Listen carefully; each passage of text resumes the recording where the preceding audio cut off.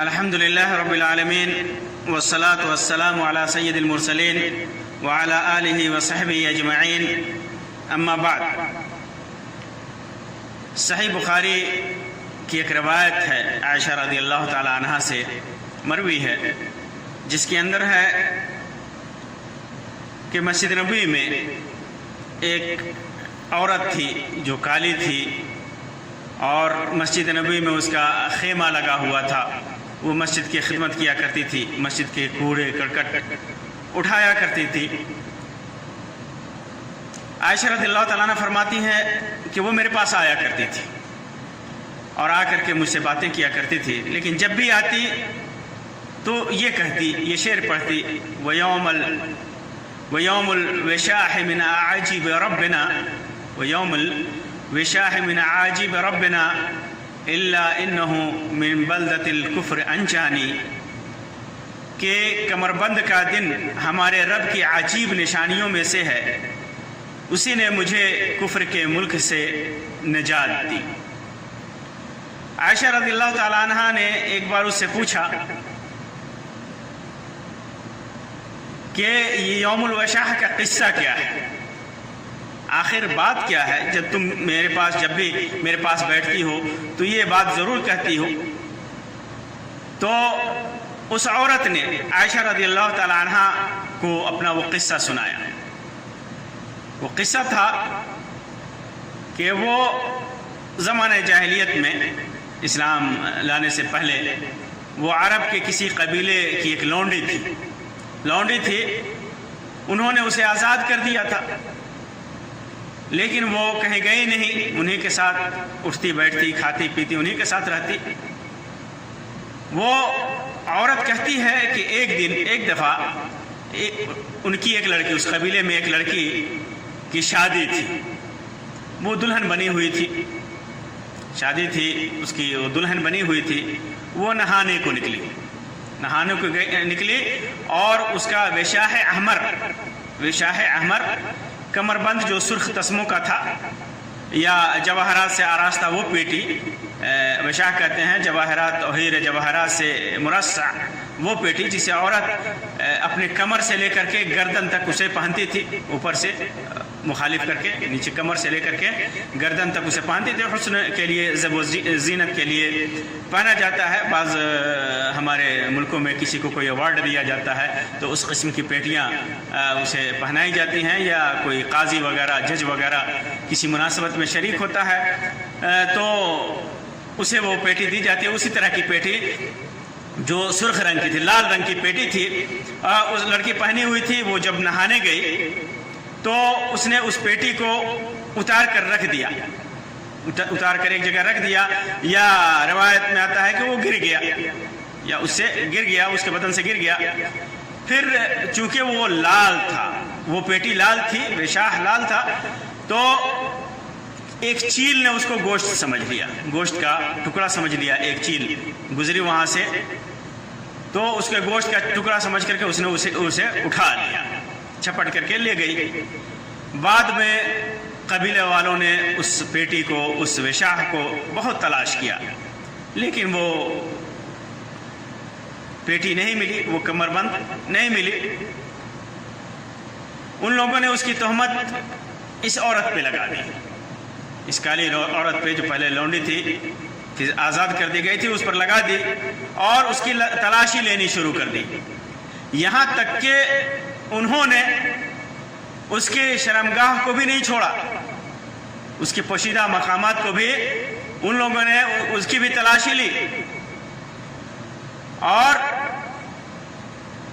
وہ اتنی شرمندگی محسوس کر رہی تھی، بار بار کہہ رہی تھی کہ میں نے نہیں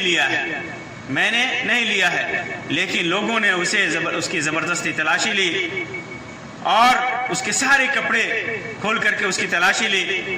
ایک روایت میں آتا ہے کہ وہ کہتی ہے کہ فدعوت اللہ ان یبرئنی، میں نے اللہ سے دعا کی کہ اللہ مجھے اس الزام سے بری کر دے، مجھے اس الزام سے پاک کر دے۔ وہ عورت کہتی ہے کہ اللہ کی قسم، میں ان کے ساتھ اسی حالت میں کھڑی تھی کہ وہی چیل دوبارہ آئی اور اس نے ان کا وہ کمربند وہیں پہ گرا دیا، بے شاہ وہیں پہ گرا دیا، وہ ان کے سامنے ہی گرا، وہ سب دیکھ رہے ہیں۔ تو اس عورت نے اسے دیکھ کر کے کہا یہی تو تھا جس کی تم مجھ پر تہمت لگا رہے تھے، الزام لگا رہے تھے کہ میں نے چوری کیا ہے، میری تلاشی لی، حالانکہ میں اس سے پاک تھی، اس سے بری تھی، میں نے چوری نہیں کی، یہی تو ہے وہ کمربند۔ اس کے بعد اس لونڈی نے ان لوگوں کا ساتھ چھوڑ دیا اور اس کے بعد مسلمان ہو کر کے اللہ کے رسول صلی اللہ علیہ وسلم کی خدمت میں حاضر ہوئی، اسلام لائی۔ عائشہ رضی اللہ تعالیٰ عنہ کہتی ہیں کہ اس کے بعد ہی اس کا خیمہ اس مسجد میں لگا دیا گیا، چھوٹا سا خیمہ، اور بعض روایتوں میں آتا ہے کہ بڑا خیمہ لگا دیا گیا، اور وہ اسی میں رہتی تھی، مسجد نبوی کی خدمت کرتی تھی۔ ابو ہریرہ رضی اللہ تعالیٰ عنہ کی روایت میں ہے، جسے صحیح مسلم کے اندر امام مسلم نے روایت کیا ہے، فرماتے ہیں کہ وہ کالی عورت جو مسجد نبی کی خدمت کیا کرتی تھی، ایک روز اللہ کے رسول صلی اللہ علیہ وسلم باہر نکلے تو دیکھتے کیا ہے کہ وہ عورت نہیں ہے۔ لوگوں نے عرض کیا، لوگوں سے پوچھا کہ وہ عورت کہاں گئی، آج نظر نہیں آ رہی۔ تو لوگوں نے کہا اللہ کے رسول صلی اللہ علیہ وسلم وہ تو رات ہی کو مر گئی، اس کی وفات ہو گئی اور ہم نے اسے دفن کر دیا۔ تو اللہ کے رسول صلی اللہ علیہ وسلم نے فرمایا افلا کنتم آذنتمونی، تم لوگوں نے مجھے کیوں بتایا نہیں، کیوں خبر نہیں دی کہ وہ عورت مر گئی؟ ایک چھوٹی سی بات سمجھ کر کے ان لوگوں نے اللہ کے رسول صلی اللہ علیہ وسلم کو خبر نہیں دی تھی، اور کہا انہوں نے کہ آپ سو رہے تھے، آپ کو ہم نے تکلیف دینا مناسب نہیں سمجھا اور اسے دفن کر دیا۔ تو اللہ کے رسول صلی اللہ علیہ وسلم نے فرمایا دلونی علی قبرہا، چلو مجھے اس کی قبر بتاؤ، مجھے اس کی قبر بتاؤ۔ لوگوں نے جا کر کے آپ صلی اللہ علیہ وسلم کو اس کی قبر بتائی، تو اللہ کے رسول صلی اللہ علیہ وسلم نے وہاں پر جنازے کی نماز پڑھی اس کے لیے، اور فرمایا ان هذه القبور مملوءة ظلمة على أهلها وإن الله عز وجل ينورها لهم بصلاة عليهم۔ یہ قبریں اندھیرے سے بھری ہوئی ہیں، یہ قبریں اندھیرے سے بھری ہوتی ہیں، تاریک ہوتی ہیں، اور اللہ تعالیٰ ان کو میرے نماز پڑھنے سے روشن کر دیتا ہے۔ یہ اس عورت کا قصہ ہے جو ایک مظلوم عورت تھی، اور اس کی دعا کو اللہ تبارک و تعالیٰ نے ظالموں کے حق میں بڑی جلدی قبول کر لیا اور اسے اس چوری کے الزام سے بری کر دیا۔ وہ اسلام لاتی ہے، مسجد نبی کی خدمت کرتی ہے، وفات پا جاتی ہے، اللہ کے رسول صلی اللہ علیہ وسلم اسے نہیں پاتے، اور پھر جا کر کے اس کی قبر پہ نماز پڑھتے ہیں۔ یہ اتنا بڑا مقام اس عورت کو حاصل ہوتا ہے کہ اللہ کے رسول صلی اللہ علیہ وسلم اس کے اوپر نماز پڑھتے ہیں۔ اس حدیث کے اندر کئی ساری نصیحتیں ہمارے لیے ہیں۔ پہلی نصیحت تو یہ ہے کہ مظلوم کی دعا، بد دعا اللہ تبارک و تعالی بڑی جلدی قبول کرتا ہے۔ اور دوسری نصیحت یہ ملتی ہے کہ اللہ کے رسول صلی اللہ علیہ وسلم لوگوں کے کس قدر تعظیم کیا کرتے تھے، اللہ کی طاعت اور عبادت میں جو گزارتا تھا، اللہ کے رسول صلی اللہ علیہ وسلم اس کی نہایت ہی خبر گیری کرتے تھے۔ اسی طرح ایک بات کا پتہ یہ بھی چلا کہ اگر مناسب ہو، حالات سازگار ہوں،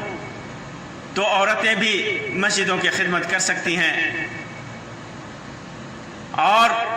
ایک اور بات کا پتہ چلا کہ اللہ کے رسول صلی اللہ علیہ وسلم کو غیبی باتوں کا علم نہیں تھا، کیونکہ اگر آپ کو غیب کا علم ہوتا تو صحابہ کرام سے یہ نہیں پوچھتے کہ وہ عورت کہاں ہے، اور پھر صحابہ کرام کو بتانا نہ پڑتا کہ ہم نے دفن کر دیا، وہ مر گئی، دفن کر دیا، اور آپ کو اس لیے نہیں جگایا کہ آپ سوئے ہوئے تھے۔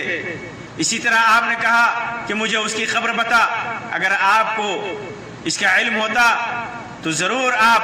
بغیر پوچھے بغیر بتائے اس قبر پہ جا کر کے نماز پڑھتے۔ اسی وجہ سے اللہ تعالیٰ فرماتا ہے قُلْ لَا أَقُولُ لَكُمْ عِنْدِي خَزَائِنُ اللَّهِ وَلَا أَعْلَمُ الْغَيْبَ وَلَا أَقُولُ لَكُمْ إِنِّي مَلَكٌ إِنْ أَتَّبِعُ إِلَّا مَا يُوحَىٰ إِلَيَّ، کہ کہہ دیجئے کہ میرے پاس اللہ کا خزانہ ہے، یہ میں نہیں کہتا، اور میں غیب کی باتیں نہیں جانتا، اور میں یہ نہیں کہتا کہ میں ملک ہوں، میں تو صرف اسی بات کی اتباع کرتا ہوں جس کی وحی کی جاتی ہے، یعنی جو اللہ تبارک و تعالی بتاتا ہے، جو اللہ تبارک و تعالی خبر دیتا ہے، جن غیبیات کا، جن امور کا، جن ماضی کی باتوں کا، گزری ہوئی باتوں کی خبر دیتا ہے، آنے والی باتوں کی خبر دیتا ہے، صرف وہی جانتا ہوں، باقی خود سے کچھ نہیں جانتا۔ اسی طرح اللہ کے رسول صلی اللہ علیہ وسلم کے سلسلے میں اس حدیث میں یہ بھی پتہ چلا کہ اللہ کے رسول صلی اللہ علیہ وسلم اپنی امت اور اصحاب کا کس قدر خیال کیا کرتے تھے۔ اللہ تبارک و تعالیٰ سے دعا ہے کہ اللہ تبارک و تعالیٰ ہمیں دین کی سمجھ عطا فرمائے، ہمیں زیادہ سے زیادہ نیکیاں کرنے کی توفیق عطا فرمائے، اور برائیوں سے بچنے کی توفیق عطا فرمائے۔ آمین یا رب العالمین۔ وآخر دعوانا ان الحمد للہ رب العالمین، وصلی اللہ علی خیر خلقہ وسلم، والسلام علیکم ورحمۃ اللہ وبرکاتہ۔